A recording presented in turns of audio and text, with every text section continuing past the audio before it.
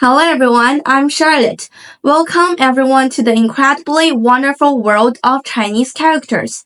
Today we are going to learn 4 very interesting Chinese characters together, namely 上 up, 下 down, 站 stand, 坐 sit. Each Chinese character has a unique story and connotation. In addition, we will also learn 4 very practical basic strokes, namely 横勾 horizontal hook, 竖折 vertical folding, 竖提 vertical lifting, and 竖弯 vertical bending. Let's embark on this surprising journey of learning Chinese characters with curiosities and enthusiasm for exploration. Now, let's start with the character 上. The number of words related to 上exists 315 and is extremely frequent in practical use. We classified it according to its different meanings and summarized some core words for each category. In this way, everyone can understand the Chinese character 上 more comprehensively. 上 is often used as a locative word and is often used after nouns. There are a large number of related words of this type and they are also the most frequently used. For example, 脸上 on the face, 墙上 on the wall, 桌子上 on the table, 书上 in the book, 课堂上 in the class, 报纸上 in the newspaper, 事实上 in fact, 思想上 ideologically, and so on. 上 is the opposite to 下 down. When indicating location, these words are often used, such as 上部 up part, 上方 up side, 上端 up end, 上游 up reaches, 上半年 first half of the year, 上次 last time, 上卷 up volume, 上半场 first half, 上面 top, 上边 upside, 上年last year, 上册 first volume, 上级 superior, 上午 morning, 上肢 upper lip. They all indicate a position at a high place or a time sequence at the front and are used very frequently. When 上 is used as a verb, the meanings it can express become richer and more diverse. Among them, the words that express the meaning are from a low place to a high place or upwards. Mainly include 上山 go up the mountain, 上楼 go upstairs, 上车 get on the vehicle, 上升 rise, 上来 come up, 上浮 float up, 上去 go up, 上涨 rise in price, and so on. When 上 is used as a verb, it also has the meaning of going there or reaching there.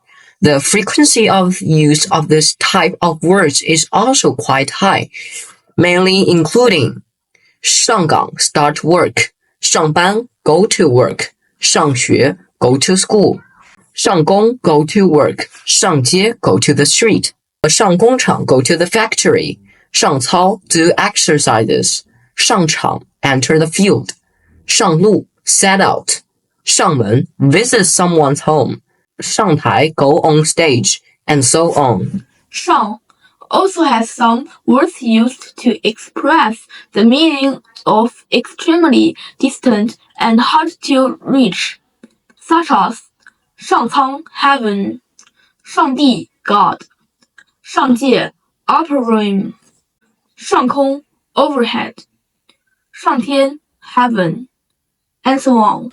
Besides, 上 can also be used to indicate a very high grade or quality.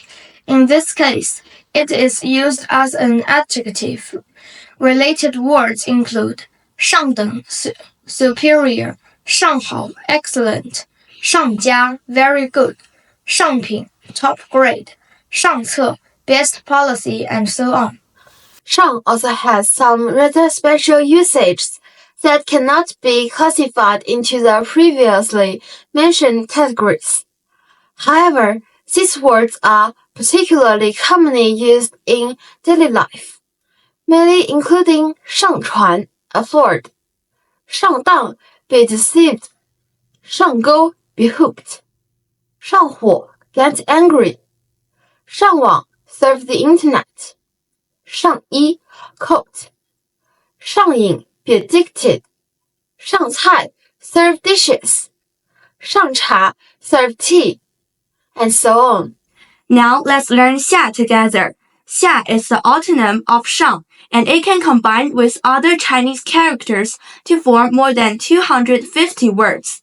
下 down is also often used as a locative word to indicate the meaning of a position at a lower place or time sequence later. There are a lot of words related to this meaning, and they are also extremely frequently used. For example, 下部 lower part, 下游 lower reaches, 下半场 second half, 下部 lower part, 下坡 downhill, 下册 second volume, 山下 at the foot of the mountain, 下半年 second half of the year, 下次 next time, 下面 below, 部下 subordinates, 下半夜 second half of the night, 下辈子 next life, 下家 next player, 下文 flowing text, 下午 afternoon, and so on. 下 can also mean low grade or quality. At this time, it is used as an adjective. Related words include 下册 inferior study, 下等 inferior, 下级 subordinate, 下品 low grade, 下人 servant, and so on. When 下 is used as a verb, it also means going there or reaching there. In this case, the related words are also used quite frequently, mainly including 下班 get off work, 下课 finish class, 下场 leave the field, 下乡 go to the countryside, 下车间 go to the workshop, 下馆子 go to a restaurant, 下地 go to the field, and so on. When 下 is used as a verb, it often means from a high place to a low place or downward.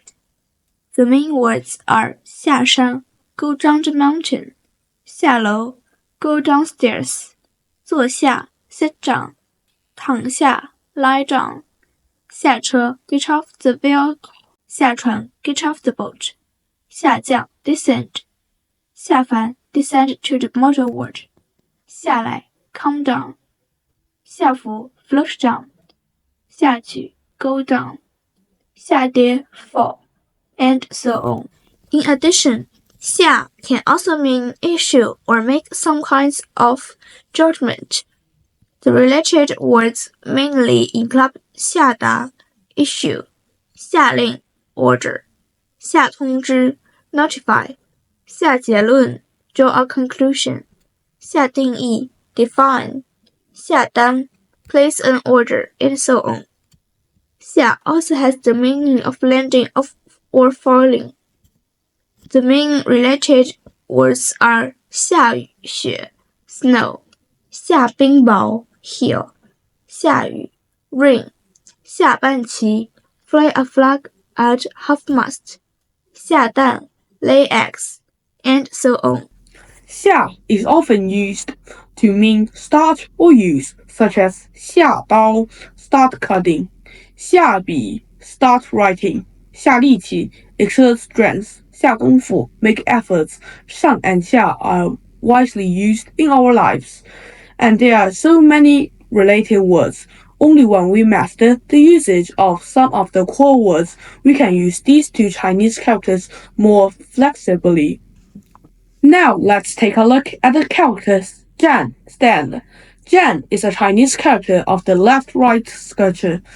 Its left part is 立, which represents the meaning of standing, while the right part is 站, which means of peeing or being in a certain position.